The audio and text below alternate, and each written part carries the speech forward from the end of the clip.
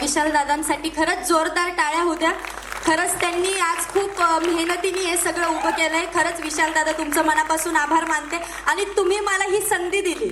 खरं तर मी तुमच्यामुळं म्हणजे मी सिद्धार्थ दादांसोबत गाणं करू शकले आणि एवढ्या सगळ्या मोठ्या मोठ्या कलाकारांना भेटू शकले, म्हणून तुमचं खरंच मनापासून आभार. आणि राहिले आम्ही बरेच गाणे केलेत सोबत म्हणून काय तुमचंही मनापासून आभार दादा. थँक्यू.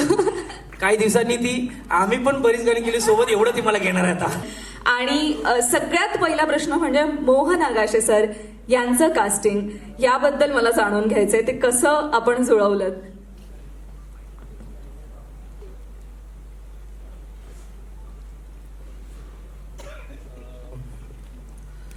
मोहन सर की जब कास्टिंग के बारे में हम बात करते हैं तो हम लोगों ने ना एक विश लिस्ट बनाई थी. जब विश लिस्ट बनाई थी तो उनमें मोहन सर का नाम था. और जो पिक्चर का जो कॉमिक एलिमेंट था उसके लिए we wanted a senior actor who has that kind of comic timing. And Mohan sir का ना एक सेंस ऑफ ह्यूमर है जो मुझे बहुत पसंद है, जो मैंने अभी तक थोड़ी झलक दिखी थी त्रिमूर्ति पिक्चर में सर, वो सेंस ऑफ ह्यूमर की. तो मुझे लगा कि यार वो सेंस ऑफ ह्यूमर को कैच करना चाहिए. एंड दैट्स व्हेन हम लोग ने इंटरनली, अमन, मैं, ग्रीष्मा, हम लोग इंटरनली एंड जो हम लोग सब मिलके जब डिस्कशन कर रहे थे तब मोहन सर का नाम आ रहा था. And then we just approached him and sir took 3 months to tell us a yes. He was sir took time and he took time and I really and हम लोग को पता नहीं था, we were just trying our luck तभी. But जब मैं first time sir को मिलने गया, सर ने परखा हम लोग को, स्टोरी सुनी. ही took his own time because he has his own process. and जब वो चीज़ हुई, when sir told us yes, तब internally हमारी ऑफिस में we had a mini celebration. Because it was a confidence which sir was showing to the script and the story. तो वो एक चीज थी जिसके लिए हम लोग बहुत ज्यादा एक्साइटेड थे. सो इट स्टार्टेड विद दिस. क्या बात है. सो फायनली आपको सक्सेस मिल गया 3 महीने बाद. मोहन सर आपल्याकडे वळते. आपण वेळ घेतलात किंवा या सिनेमाच्या स्क्रिप्ट बद्दल आपण विचार केलात, पण अशी कुठली गोष्ट होती की तुम्हाला वाटलं की हो मला हा सिनेमा करायचा आहे? मला यांचा फोन आला तेव्हा यांच्याबद्दल शून्य माहिती होती, काहीही माहिती नव्हती मला. कोण भेटायला येणार आहेत, काय सांगणार आहेत. मला नॅरेशन आवडत नाही, मी सांगतो स्क्रिप्ट पाठवा. पण या सिनेमाचं स्क्रिप्ट पाठवलं तर कळणं अवघड आहे. म्हणून ते म्हणले आम्हीच येतो. मग आता मी म्हटलं येतातही आम्ही काय करू मग. आणि ते आले तेव्हा पहिल्यांदा पण अमान होता, विशाल होता, कृष्णा होती आणि अमोलच्या ऑफिसमध्ये आम्ही भेटलो. आणि तिथे त्यांनी मला ती नॅरेशन म्हणतात याला, हे खूप लोक नॅरेशन देतात आणि नॅरेशन देतात तशी फिल्म करत नाहीत, म्हणून मी लोकांकडे स्क्रिप्ट मागतो. पण यांचं नॅरेशन ऐकल्यावर माझ्या लक्षात आलं की याचं स्क्रिप्ट देणं अवघडच आहे. आता 2 गोष्टी असतात. चांगली गोष्ट असलेला चांगला सिनेमा असू शकतो, पण गोष्ट येत नाही असा सिनेमा जर चांगला असेल तर तो जास्त चांगला सिनेमा असतो. आणि हा सिनेमा त्या पद्धतीचा आहे. याची तुम्ही गोष्ट सांगायला गेलात तर सांगणं तसं अवघड आहे. आणि सगळं तू आल्यापासून सगळे आल्यापासून मनोरंजन मनोरंजन मनोरंजन म्हणताय. नुसत्या मनोरंजनाने काम कधीच भागत नाही. जे मनोरंजन तुम्हाला विचाराला चालना देत नाही ते फुकटचं मनोरंजन आहे. या सिनेमामध्ये मनोरंजन तर आहेच, पण मनोरंजन करून घरी जाता जाता हसत हसत विचार करत करत तुम्ही घरी जाता, आणि ते महत्वाचं आहे असं मला वाटतं. सो अजून एक बातमी आपल्याला कळली ती म्हणजे सिनेमातून आपल्याला आणखी एक गोष्ट आपल्याला विचार करायला भाग पाडणार आहे आणि नक्कीच प्रेक्षकांना तेही खूप आवडेल की नुसतंच मनोरंजन नाही, यातून तुम्ही काहीतरी घेऊन जाणार आहात, एक विचार तुमच्या सोबत असणार आहे. यानंतर मी वळते प्रीतम कांगणे यांच्याकडे. आपण मगाशी गाण्याविषयी बोललो, पण मला मगापासून सगळे सिद्धार्थ पण बोलला, विशाल पण बोलला, तू पण महत्वाचा दुवा ठरली आहेस ही सगळी टीम एकत्र जोडून आणण्यासाठी. सो ही प्रोसेस पण तुझ्यासाठी इंटरेस्टिंग असणार आहे. हो, खरंच इंटरेस्टिंग खरंच होती, कारण विशाल सरांचं बॅकग्राऊंड हे ॲब्सोल्युटली हिंदीतलं आहे आणि मी सरांसोबत 36 फार्म हाऊस नावाचा सिनेमा केला होता. सो त्या सेटवरती आमची छान अगदी ओळख झाली आणि सुभाष घई सरांसोबत 2 सिनेमा केले होते, दोन्ही सेटवरती सर होते. सो सर ॲक्च्युली मला 2-3 सर असं बोलत होते की प्रीतम जी मुझे मराठी में कुछ करना है, मराठी में कुछ करना है. मग असं करता करता आम्ही 2 ते 3 स्क्रिप्टचा अगोदर अभ्यास केला आणि ही स्क्रिप्ट त्याच्यातून एक म्युच्युअली आम्ही सगळ्यांनी मिळून निवडली आणि पुढचा सगळा प्रवास सुरू झाला आणि इनिशिएटिव्ह त्या सगळ्यांनी एकत्र घेतलं आणि त्याच्यामध्ये मी माझ्याकडून जितका पॉसिबल होईल तेवढा सगळा हातभार म्हणजे अगदी जेन्युअनली मदत करण्याचा प्रयत्न केला. पण खूप छान, मला वाटतं तुझी जी माणसं जोडून आणली आहेस या सिनेमासाठी, त्यामुळे प्रेक्षकांना सुद्धा खूप छान मेजवानी मिळणार आहे, छान कलाकार सगळेच बघायला मिळणार आहेत. त्यामुळे ही सगळी भट्टी छान जमून आली. ऍब्सोल्युटली. जेव्हा मोहन सर आणि रोहिणी मॅम आम्हाला हो म्हटले होते ना, तेव्हा मला असं झालं की अरे आपण 80% इथेच जिंकलोय. कारण सेटवर ज्या प्रकारचं वातावरण असावं अशी इच्छा असते, नसतं तसं वातावरण पूर्ण वेळ या सेटवर काम करताना होतं. म्हणजे सगळ्यांकडनं टेक्निशियन, कलाकार, अगदी लाईटमन पासून ते सगळे इतके रिलॅक्स की काम करताना मजा आली. आणि मी आणि रोहिणी त्यातल्या ज्येष्ठ असल्यामुळे आमची नीट व्यवस्था बघण्याकरता आमचे मित्र सिद्धार्थ यांनी एक पेंट हाऊस बांधलं होतं आमच्या लोकेशनवरच आणि आमचा शॉट झाला की आम्ही पेंट हाऊसमध्ये मजा करायचो. सिद्धार्थ, मला या पेंट हाऊस बद्दल जाणून घ्यायचंय आता. नमस्कार. या प्रश्नाचं उत्तर द्यायच्या अगोदर आपल्या इथे उपस्थित अजित भोरे सर आहेत. अजित भोरे सरांसाठी जोरदार टाळ्या होऊन जाऊ दे, कारण दशावतार नावाचा सिनेमा 12 सप्टेंबरला रिलीज होतोय. सर, आतली बातमी फुटलीच्या संपूर्ण टीमकडून दशावतारला खूप साऱ्या शुभेच्छा. सर, आम्हाला माहिती आहे 12 सप्टेंबरला ब्लॉकबस्टर येतोच आहे, त्यात आम्ही येतोच आहोत.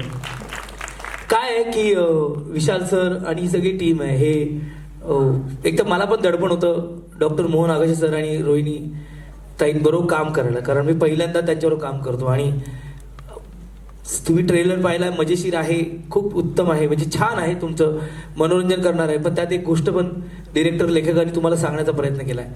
तो गोष्ट ती तारेवरची कसरत आहे अख्खा सिनेमा.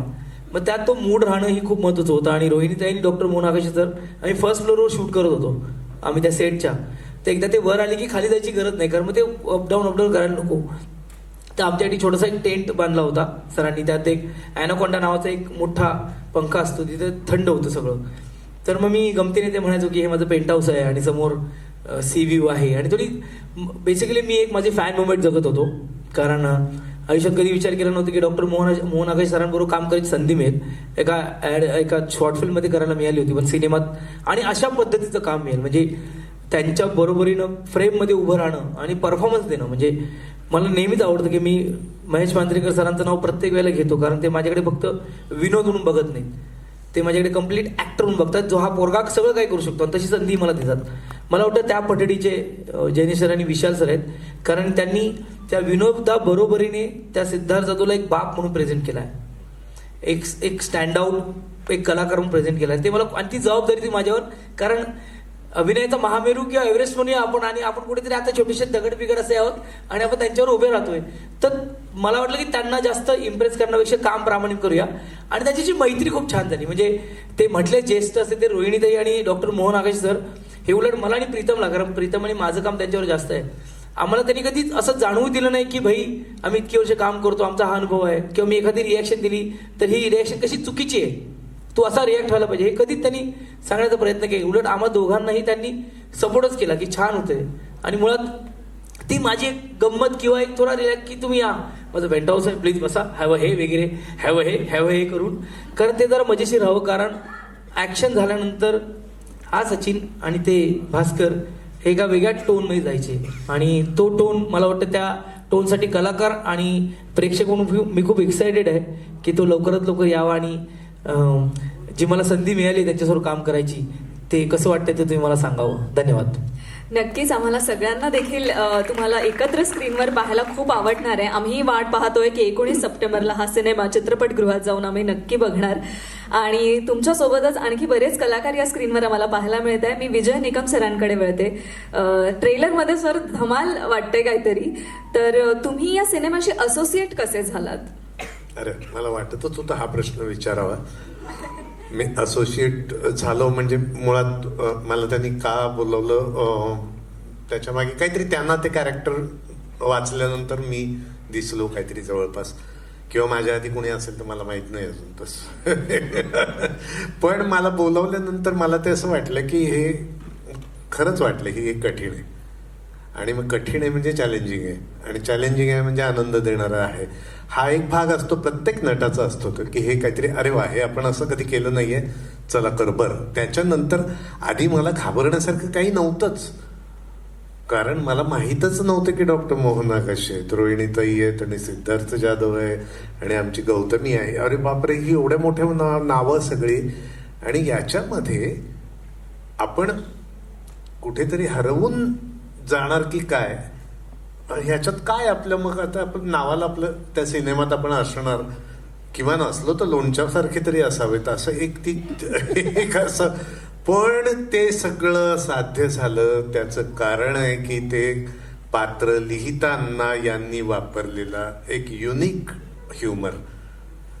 ते पात्रच वेगळं आहे आणि खूपच म्हणजे आय डोंट नो की असं सहज कसं काय सुचलं त्यांना. मी 2-3दा विचारलं हे सुचलंच कसं तुम्हाला या वातावरणात हे पात्र असावं असं वाटलंच कसं.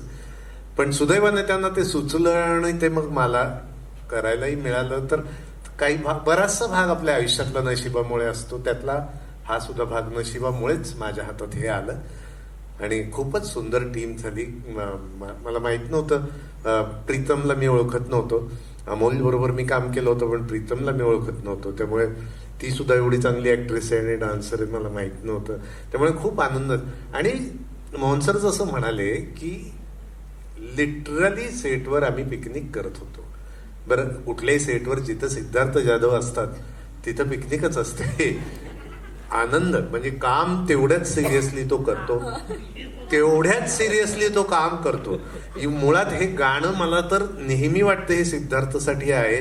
मी कुलकर्णी आमचे चैतन्य कुलकर्णींना खरंच म्हणजे त्यांचं अभिनंदन करतो की कारण ना चैतन्यजी तुम्हाला सांगतो हा माणूस कुठल्याही सेटवर असला, मला सुदैवाने 3-4 सिनेमे करायला मिळाले, त्याचा दिवसभर लेखीशी संवाद चाललेला असतो आणि तो कसा चाललेला असतो मला माहिती आहे त्याच्या स्वतःच्या लेखीशी.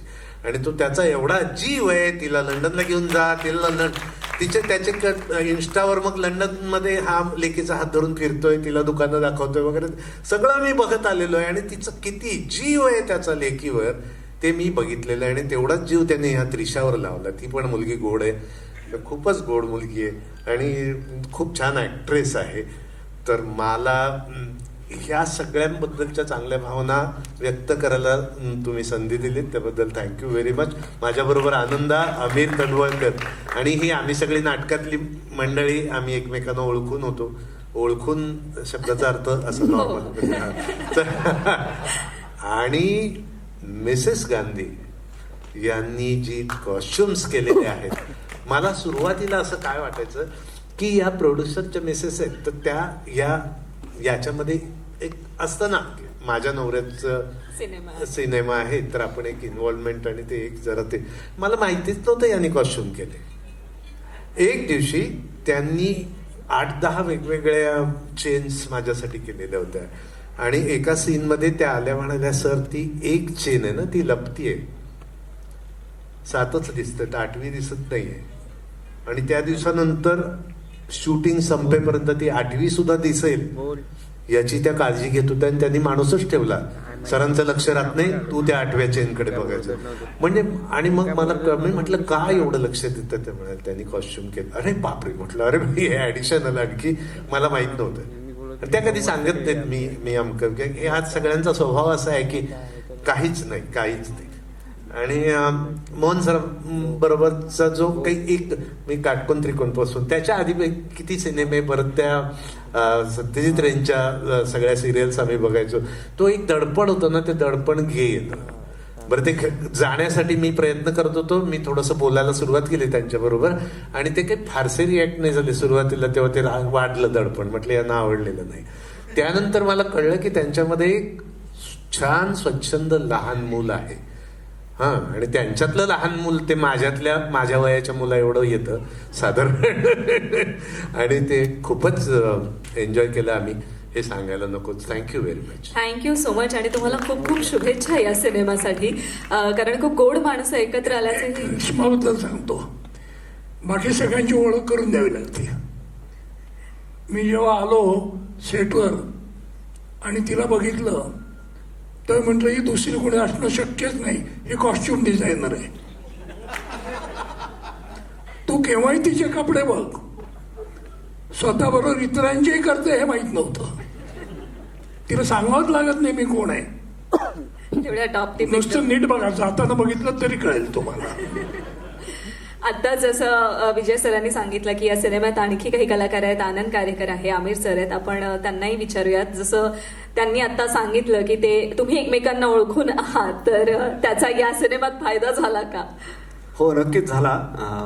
ओळखून आहे म्हणजे आम्ही बरेच म्हणजे हे तर मला खूप विजय सर सिनियर आहेत, त्यांची नाटकं वगैरे मी पाहिलेली आहेत आणि ती पाहतच म्हणजे राज्यनाट्य स्पर्धा वगैरे बघतच मोठे झालेलो आणि आम्ही पण केलेत. आणि सिद्धार्थ तर काय कॉलेजपासूनच आम्ही ओळखीचे आहोत, म्हणजे एकांकिका स्पर्धांमुळे. त्यामुळे आणि सिद्धार्थ बरोबर बरंच काम पण केलंय मी आधी सुद्धा, खो खो सिनेमात वगैरे बरेच दिवस.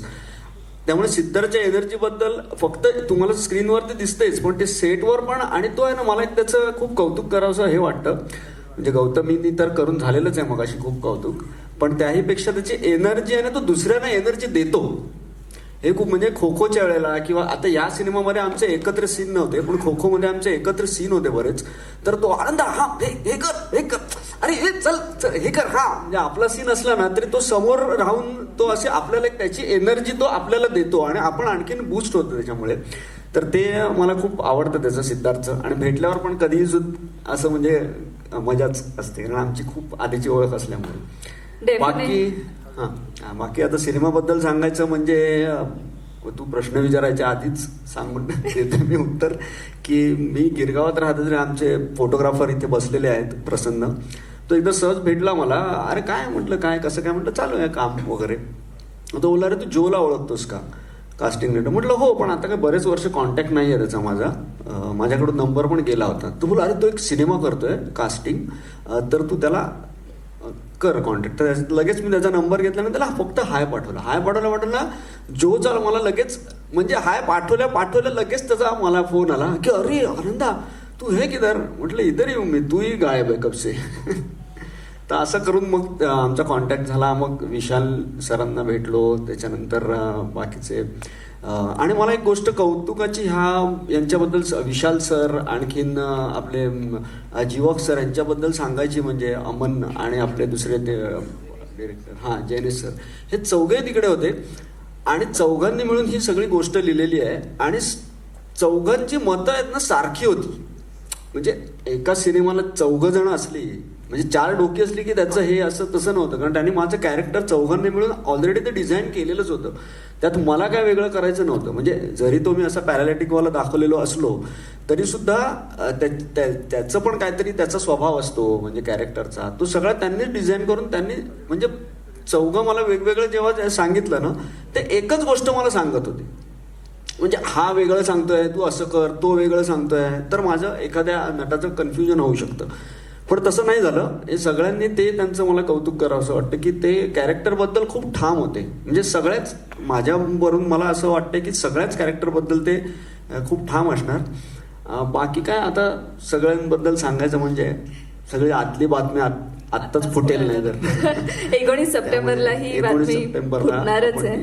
आणि मला वाटतं मग आता तुम्ही जसं म्हणालात की सगळेच पडद्यामागचे देखील सगळीच मंडळी एकाच पेजवर होती आणि पडद्यावर आपल्याला जे पाहायला मिळणार आहे ते देखील एकाच पेजवर आहेत आणि अतिशय गोड आणि एकमेकांना एकत्र घेऊन चालणारं हे कुटुंब असं आपण म्हणूयात जे आपल्याला पाहायला मिळणार आहे. आतली बातमी फुटली या सिनेमातून आणि मला वाटतं मी काही चुकीचं बोलत नाहीये, हे सगळे कलाकार एकमेकांशी कनेक्टेड होते. सो आमिरजी, तुमच्यासाठी हा एक्सपिरियन्स कसा होता? एकच हे करतो, फक्त connected me doctor Mohan Agashe आणि रोहिणीताईंबरोबर, कारण आपलं पहिलीच ओळख आणि मी लहानपणापासून ब्लॅक अँड व्हाईट जयत पासून त्यांना बघतोय आणि त्या म्हणजे त्यांच्यासोबत एक या सिनेमामध्ये सीन आहे तर तुम्हाला खूप तेव्हा टेन्शन आलं होतं रोहिणीताईंचं सुद्धा, पण खूप छान वाटलं सीन करताना सुद्धा, काहीच असा त्रास झाला नाही. म्हणजे ॲटिट्यूडची जर लांबचीच गोष्ट आहे, पण रिहर्सल्स वगैरे सुद्धा प्रॉपर रोहिणीताईंनी. आणि मी जेव्हा गेलो सेटवर तेव्हा रोहिणीताईं असं मी आपलं घाबरत त्यांचा एक सीन बघायला, तर त्यांनीच मला लांबून हात केला. अरे म्हटलं मी असं मागे बघितलं म्हणजे मलाच हात करतायत की म्हटलं हा. तर खूप छान वाटलं त्यांच्याबरोबर सुद्धा काम करताना, म्हणजे इतके सिनियर आर्टिस्ट असून सुद्धा असं आहे. मला वाटतं फक्त प्रेक्षकांना नाही तर यातील कलाकारांना देखील खूप छान गोष्टी मिळालेल्या आहेत या सिनेमाच्या निमित्ताने आणि त्यामुळे त्या प्रेक्षकांपर्यंत पण तशाच छान गोष्टी 19 सप्टेंबरला पोहोचतील. वेल, आमिरजी आपल्याकडे वळते की तुमच्यासाठी हा एक्सपिरियन्स कसा होता? सगळ्यात आधी कास्टिंगसाठी प्रीतमजींचा फोन आला, त्याबद्दल त्यांचे मनापासून आभार. आणि टीम बद्दल तर सगळ्यांनीच सांगितलंय. म्हणजे सिद्धार्थ सरांचं त्या झोपडीमध्ये गेल्यानंतर मोहन सर म्हणायचे, बदाम खाणार आहेस? बघला पेंट हाऊस. तर मग बदाम खाणार आहेस? नाही सर, तुम्ही घ्या. एवढी आम्ही मजा करायचो. आणि कामाबद्दल म्हणाल तर सगळेच जबरदस्तच आहेत. आणि माझ्या कॅरेक्टर बद्दल म्हणायचं तर 19 तारखेलाच बघा, क्या बात आहे, तेव्हाच माझी बातमी फुटणार, त्याशिवाय नाही फुटणार. थँक्यू. नक्कीच. खूप खूप शुभेच्छा सगळ्यांना. आणि ही खास टीम आपल्या सगळ्यांच्या भेटीला येते 19 सप्टेंबरला. आणि त्यानंतरच मला वाटतं या सिनेमात नेमकं काय आहे ते आपल्याला सगळ्यांना पाहायला मिळेल. मी